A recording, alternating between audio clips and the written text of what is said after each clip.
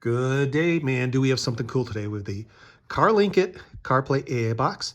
And what this is just a little Android box you plug into your car, to your stereo in your car, and it gives you basically all the features of a full, like, little Android box. You ever seen those little Android boxes you plug onto your TV where you get, Netflix and all the other apps and stuff like that? That's what this is.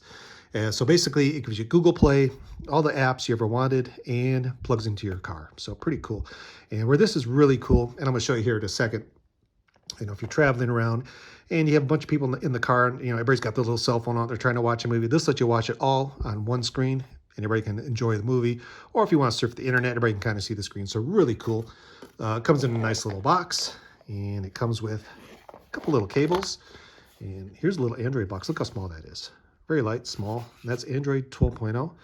On the back, it comes with a SIM slot. So if you want to buy like a cell phone plan, you plug your SIM in here and all your data will come through the SIM card, or a USB-C that powers it and connects to your radio in your car, and a little micro SD card so you can put some extra movies on here or transfer movies onto this or play them off the SD card through VLC. Really cool. It's got a couple little lights here. Hard to see them. There's a couple little lights there. Two little cables. And it's USB-C too, so that's really cool. That's the future. Everything should be USB-C. Comes with the normal USB to USB-C, and that's kind of what I have on my car, or a little USB-C to USB-C cable, and that's kind of the future. I think pretty much everybody's going to have a USB-C cable in the future on everything.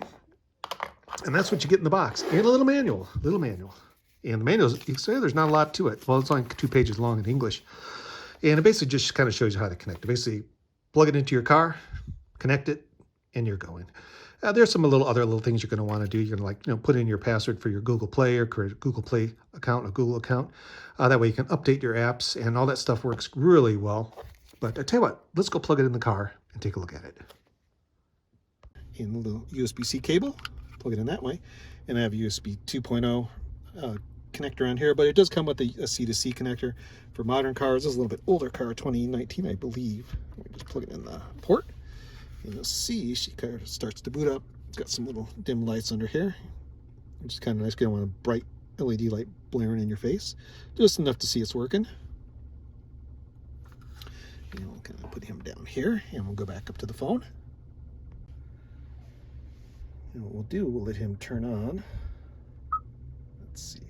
You'll see my Apple CarPlay will turn on in a second. There it goes. It takes about a minute for this thing to boot up. See, Intelligent Interconnect Systems, powered by Android, and you are in it. It's that simple. And what you want to do next is you want to connect to your phone. And I use the Wi-Fi. And let's see, my cell phone's been kind of turning off and on. Let's see, oh, there it is. William's iPhone, or am I connected? There you go. And then you go back here and you got all your devices, all your programs. You'll see you have settings, AutoKit, Chrome, Gallery, Play Store, Messaging, YouTube Music, Contacts. All these work great. Phone, YouTube, Spotify, GPS Test, Waze, UCenter. These 3 I don't use.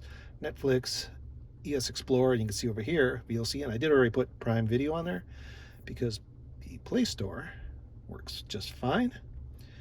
And you can see here, if I go into my profile, you have to log in with your own account, manage apps and devices. And you see I have 12 apps already that need to be updated. I'm just lazy. I've not done that yet. So we're going to go back. But if you want to pick an app just like your normal Android device or phone, pick what you want and install it. The way it goes, does it really quick. Chrome, nice little browser. And you can see I'm already at YouTube and this King William fellow at his website. Same with the YouTube. So it's kind of nice that you can do browsing and listen and watch YouTube. Like passengers can watch YouTube on the display as you go. And then you have, let's see, Prime Video, and I can't remember my password, so I can't log into that right now. But that does work fine. I just gotta remember what my password was. And AutoKit settings, and you can if you do AutoKit, that will take you back to. Watch it a second. Take you back to your Apple CarPlay. So your standard Apple CarPlay. That's kind of how you switch back and forth. So if you don't want to use this, you want to use Apple CarPlay for a while for some odd reason, you can do that. And you're back to our Apple CarPlay. And if you want to go back to the Carlinkit, you hit car, and away you go. You're right back in. So very nice. Nice little device. Really great for travel, especially if you got a passenger in the car, a bunch of passengers in the back seat. They want to watch some videos, YouTube. Same on the VLC. If you got some files on your phone or on your box, you can do a little SD card and put some files on here to watch it. Let's bring that up. I don't have any files on there right now, but you can customize. Let's see, auto discover your media and make yourself at home and say done.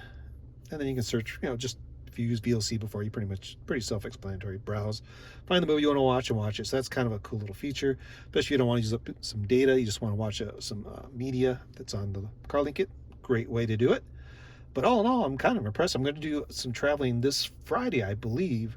And we got some passengers, so I'm not going to get to really enjoy it, but the passengers are going to have a lot of fun watching this and playing with it. So I do highly recommend this. It's definitely worth the cash because you get a lot of features for it, and you get a nice Android 12 box. It's going to be updatable for a while.